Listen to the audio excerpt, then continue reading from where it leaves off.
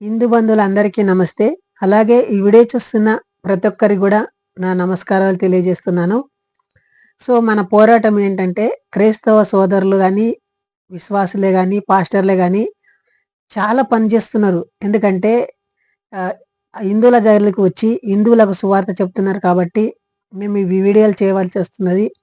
మా బాధేంటంటే ఎక్కడ హిందువులను సువార్త మారుస్తారో, హిందువులు ఎక్కడ ప్రౌఢతకు గురైతారో, అన్యాయాలు, అక్రమాలకు గురయ్యి ఒక సైకాలజీని నమ్ముకుంటారో అని ఒక నిజాయితీ తెలియజేయడం కోసమై ఈ వీడియో చేస్తున్నామండి.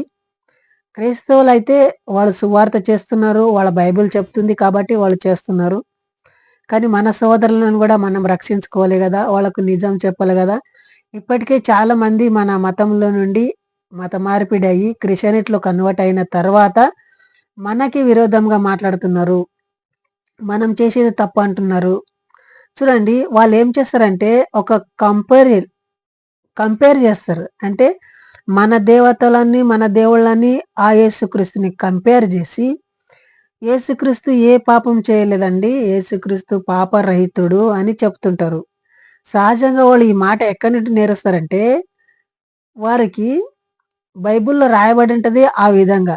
ఏమండి ఒక బైబిల్ ఎవరైతే రాశారంటే, అది మంచిదనే చూపిసుకుంటారు. బైబిల్ తప్పని ఎవరు గూడా రాయరు. ఒక గ్రంథాన్ని నేను మంచిగా చెప్పాలని మీకు చూపిస్తున్నానంటే, దాన్ని దాని లోపట మంచి మంచివి చూపిస్తుంటా. అలాగే బైబిల్‌లో గూడా రాశారు అట్లా మలుచుకున్నారు. వాళ్ళకి ఇష్టం వచ్చినట్టు వాళ్ళు రాసుకున్నారు. ఆ రాసుకున్నది గూడా మనం పరిశీలించి చూస్తే, మన హిందూ సోదరులకు చాలా వ్యతిరేకంగా ఉంటది. అవన్నీ కొన్ని వచనాలు ఈరోజు నేను చదివి వినిపిస్తాను. వీడియోని మాత్రము ఎక్కడ మాత్రం స్కిప్ జేయకండి. ఫస్ట్ నుండి లాస్ట్ వరకు చూడండి. కొత్తగా ఎవరైనా చూస్తే హిందూ బంధువులైతే లైక్ చేసి సబ్స్క్రైబ్ చేయడము మర్చిపోకండి. ఎందుకంటే మీ వల్లనే నేను ఈ వీడియో చేస్తున్నానండి. మీ సపోర్ట్ నాకు కావాలి. మీరున్నారనే భావంతో నేను చేస్తున్నాను కానీ, నా మట్టుకు నేనే ఏదో పేరు సంపాదించుకొని పాపులర్ అయిపోదామని కాదండి. దయచేసి అలాంటి అభిప్రాయం ఉండగొద్దండి. ప్రతి ఒక్కరు గూడా వీడియోని లైక్ చేసి సబ్స్క్రైబ్ చేసుకోనండి. ఇంకొకటి క్రైస్తవులు గూడా మన ఛానల్‌లో నిలకడగా ఉండండి. మేము చెప్పే వాక్యాలు ఎక్కడ నేను కాంట్రోవర్సీని మిస్ అయితున్నానో అది నాకు చెప్పండి. నేను ఒకవేళ తప్పు చేసినట్లుంటే నేను ధారాళంగా తప్పుని సరిదిద్దుకుంటాను, సరిచేసుకుంటాను. అది నాకు నా మనసాక్షి ఒప్పుకుంటే. మీరు గూడా నేను చెప్పిన మాటలు ఏదైనా మీకు మనస్సుకు తాకితే, మీరు గూడా మీ తప్పులను ఒప్పుకునండి. ఎందుకంటే మీరు చేస్తున్నది కరెక్ట్ కాదని మాకనిపిస్తది. ఎలా కరెక్ట్ కాదంటే, మీరు హిందువులకంటే ఆల్రెడీ మేము ఒక మతం అంటే ఒక ఆహ్, రిలీజియన్‌లో మేముండము. ఎందుకంటే క్రైస్తవులు ముస్లింలకు ఎక్కడ సువార్త చెప్పరు. ఎందుకంటే వాళ్ళు పట్టుకొని తంతారు. ముస్లింలకు సువార్త చెప్తే వాళ్ళు కొడతారు. కాబట్టి ముస్లింలకు సువార్త చెప్పరు. వాళ్ళెవరికి చెప్తారు? హిందువులు చెప్తారు. పేదలకు చెప్తారు. ఇంకొకటి హాస్పిటల్‌లో రోగముల అడ్మిషన్ అయిన వారి గురించి వారి దగ్గరికి పోతారు. హాస్పిటల్‌లో ఎవరైతే అడ్మిషన్ అయ్యి ఉంటారో గదా! వారి దగ్గర వెళ్లి సువార్త చెప్తుంటారు. ఇలా బలహీనులని క్యాచ్ చేసుకొని సువార్త చెప్పి మత మార్పిడి చేస్తుంటారు. అది మీ బైబిల్ చెప్పిందేమో మీరు చేస్తుంటారు. కానీ ఈరోజు మీరేం చెప్తున్నారంటే యేసే రక్షకుడు అంటాడు. ఈ యేసు రక్షకుడిని యెహోవా దేవుడు నియమించలేదని మా అభిప్రాయము. అది బైబిల్ ఆధారంగా మేము చెప్తుంటాము. ఒకవేళ యెహోవా నియమించాడని చూపిస్తే మీరు కామెంట్ రూపంలో చెప్పొచ్చు. చూడండి చాలామంది ఏమంటారంటే యేసుక్రీస్తు రక్షకుడు, యేసుక్రీస్తు చేసిన కార్యాలు ఎవ్వరు చేయలేదంటారు. నేను ఇప్పుడు చూడండి యెహోవా దేవుడు నియమించిన రక్షకులు చాలా మంది ఉన్నారు.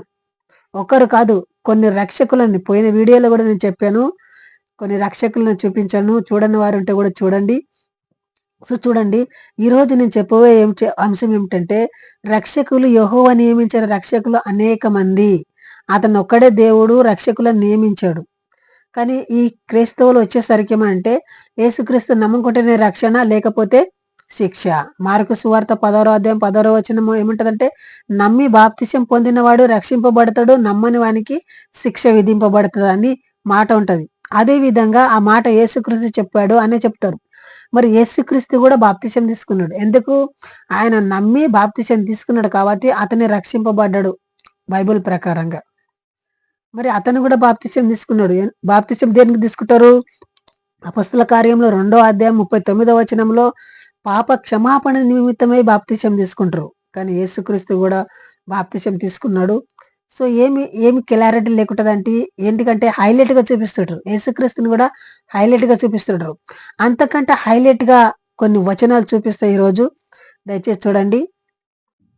న్యాయాధిపతుల గ్రంథము 3వ అధ్యాయము 15వ వచనము.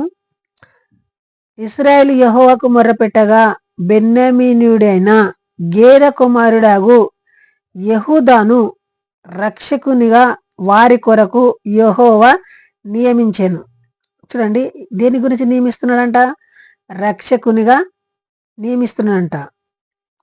యెహూదను ఎవరిని? యెహూదను రక్షకునిగా నియమించెను. మీరు ఒక్క వచనమన్నా చూపించండి. సో యేసుక్రీస్తుని యెహోవా దేవుడు రక్షకునిగా నియమించెను అని ఒక్క వచనమన్నా చూపిస్తారా? చూపించలేరు. ఎందుకంటే అలా రాయబడలేదు, అలా లేకుంటాయి. చూడండి, అతడు యెహోవా నియమించెను. అతడు ఎడమ చేతి పనివాడు. అతని చేత ఇశ్రాయేలు మోయాబు రాజైన ఎగ్లోను కప్పము పంపగా, ఆ తర్వాత న్యాయాధిపతుల గ్రంథంలో 3వ అధ్యాయంలో 30వ వచనము చూసినట్లయితే, న్యాయాధిపతులు 3వ అధ్యాయం 30వ వచనంలో అతని తర్వాత అతను కుమారుడైన షగ్మారు న్యాయాధిపతిగా ఉండెను. అతడు ఫిలిష్తీయులలో 600 మందిని మునుకోలు కర్రతో హతము చేసెను. అతడు ఇశ్రాయేలును రక్షించెను. చూడండి, ఇక్కడే ఈ యెహోదు ఉంటాడు కదండి, యెహోదు కుమారుడు కూడా శముగాదు కూడా రక్షకుడైనట. అతను తండ్రి తర్వాత కుమారుడు కూడా రక్షకుడైనట. ఇతని మునుగోలు కర్ర అని ఒకటి ఉంటదంట. ఈ కర్రతోటి ఎంతమందిని? 600 మందిని కర్రలతో హతం చేసెను. అతడు ఇశ్రాయేలును రక్షించెను. ఆ ఒక్క కర్రతోటి ఆ ఇశ్రాయేల్ మీదకి ఎవరైతే యుద్ధానికి వస్తున్నారంట వాళ్ళనంతా ఓడగొట్టి వాళ్ళని రక్షించిందంట. సో ఇలాంటి వాక్యాలు యెహోవా దేవుడు స్వయంగా చెప్పినట్లు రక్షకుడు వీళ్ళు. సో ఈ యేసుక్రీస్తుని ఎవరు నియమించుకున్నారంటే, చిన్నంగా బైబిల్ చూస్తే ఈ క్రైస్తవులే ఆయనని నియమించారు. అపొస్తల కార్యంలో యేసుక్రీస్తు చనిపోయి మళ్ళీ తిరిగి లేచిన తర్వాత వాళ్ళు యేసుక్రీస్తుని అడుగుతారు, అయ్యా నీ రాజ్యం ఎప్పుడొస్తుంది? నీది అంతా చనిపోతివి మళ్ళా బ్రతికితివి, నీ రాజ్యం ఎప్పుడు ఇస్తావు అని అంటారు. దీని అర్థం ఏమిటంటే రాజ్యము అప్పుడే వస్తుంది, మేము రాజులం అయిపోతామని భ్రమపడుతుంటారు వాళ్ళు. సో దయచేసి ఆలోచించండి. ఇంత చాలా కంట్రవర్సన్గా బైబిల్లో ఉంటుంది. సో వీడియోగానే ఇంకా చాలా మాట్లాడుకుంటూ పోతే ఇంకా చాలా రక్షకులు బైబిల్లో ఉన్నారు, నేను చూపిస్తాను. సో బైబిల్లో మన వీడియోలో నిలిచి ఉండండి. సో దయచేసి ఆలోచించండి. ఇంకా ఎక్కువ మాట్లాడితే వీడియో లెంట్ అవుతుంది కాబట్టి వీడియో ఇంతటితో ముగిస్తున్నాను. సో ఇంతవరకు వీడియో చూసినందుకు జై హింద్, వందే మాతరం.